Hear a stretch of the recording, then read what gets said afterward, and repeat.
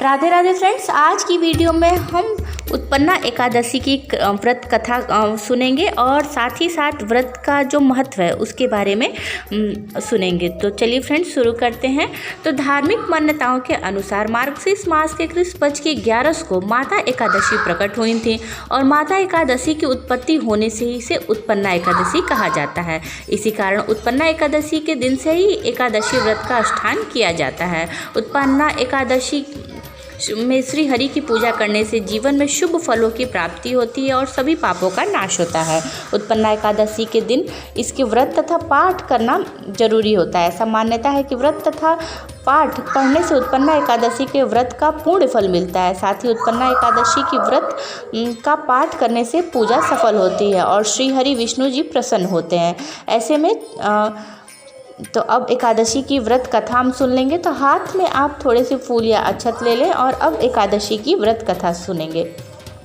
सतयुग में एक भयानक राक्षस मूर था। मूर बहुत ही शक्तिशाली और वीर था। मूर ने अपनी अद्भुत शक्तियों से इंद्रदेव सहित अन्य देवताओं को हराया और इंद्रलोक पर भी शासन करने लगा। मूर के अत्याचार को समाप्त करने के लिए सभी देवता भगवान शिव की सहायता मांगी। भगवान शिव ने सभी देवताओं को तीनों लोकों के स्वामी भगवान विष्णु के पास जाने की सलाह दी। भगवान विष्णु ने देवताओं की सहायता से राक्षस मूर को हराने का फैसला किया। भगवान विष्णु अपने देवताओं के साथ चंद्रवती नामक नगरी आए। इस नगरी में राजा मूर दैत्य था।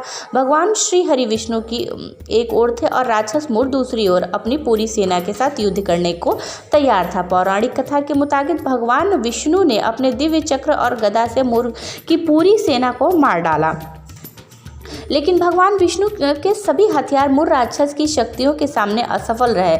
न तो उनका चक्र, न ही उनका गदा राक्षस मूर और न ही गदा राक्षस मूर की गर्दन और शीश काट सकती थी। भगवान विष्णु और मूर के बीच लंबे समय तक युद्ध होने के बाद मलयुद्ध शुरू हुआ। मलयुद्ध में अस्त्र का इस्तेमाल नहीं किया जाता है, बल्कि शारीरिक बल का प्रयोग होता है। मान्यताओं के अनुसार भगवान विष्णु और मूर के बीच 10,000 वर्षों तक संघर्ष हुआ।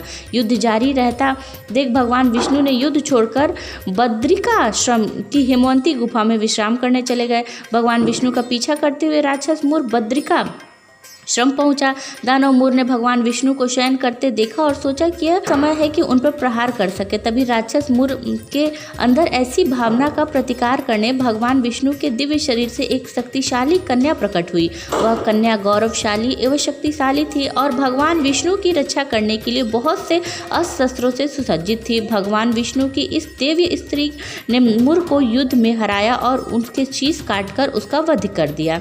उस कन्या की अद्भुत शक्ति की सभी देवताओं ने प्रशंसा की। भगवान विष्णु निद्रा से उठे। वे अपनी शक्ति को नहीं जानते थे, इसलिए उन्होंने कन्या से अपना परिचय देने का आग्रह किया।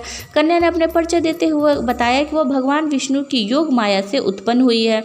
भगवान विष्णु ने उनकी स्त्री शक्ति से बहुत प्रसन्न होकर उनसे इस महान कार्य के लिए वरदान मांगने का आग्रह किया। श्री हरि की बात सुनकर उस दैवी कन्या ने कहा, कृपया मुझे ऐसी शक्ति प्रदान करिए जिसके प्रभाव से मेरे निमित्त व्रत पालन करने वालों के समस्त प्रकार के पाप नष्ट हो जाए तथा उन्हें मोक्ष की प्राप्ति हो जाए। कृपया मुझे सभी तीर्थों में सबसे महत्वपूर्ण और सबसे अच्छा बनने की प्रेरणा दें। प्रभु मुझे ऐसा वचन दे कि मैं भक्तों के लिए मोक्ष, धर्म और धान्य दे सकूं।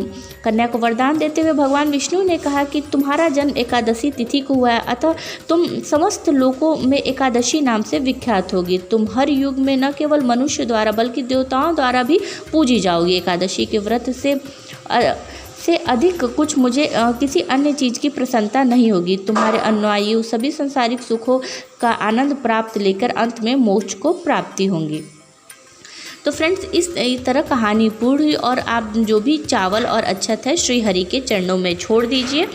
फ्रेंड्स, अब आगे मैं बता देती हूँ कि एकादशी व्रत का पारण हमें ना अगले दिन द्वादशी तिथि को करना होता है। तो ऐसे में उत्पन्ना एकादशी का व्रत पारण 27 नवंबर बुधवार को किया जाएगा। आप उत्पन्ना एकादशी का व्रत पारण 27 नवंबर को दोपहर 1:11 से दोपहर 3:17 तक कर सकते हैं। फ्रेंड्स, कुछ इस प्रकार आप पूजन कर सकते हैं। अगर आपने व्रत रखा है तो अगले दिन पारण कर लीजिए। अगर आपने व्रत नहीं रखा है तो कुछ इस तरह सिंपल विधि से जैसे मैंने कि आपको दिखाया उस तरह आप पूजन कर लें और भक्ति भाव से शुद्ध निमित्त होकर आप कथा का पाठ कर लें और शाम को सिर्फ आरती कर लें। तो इस तरह भी श्री हरि हम पे बहुत प्रसन्न होते हैं और अपनी विशेष कृपा हम पर बरसाते हैं।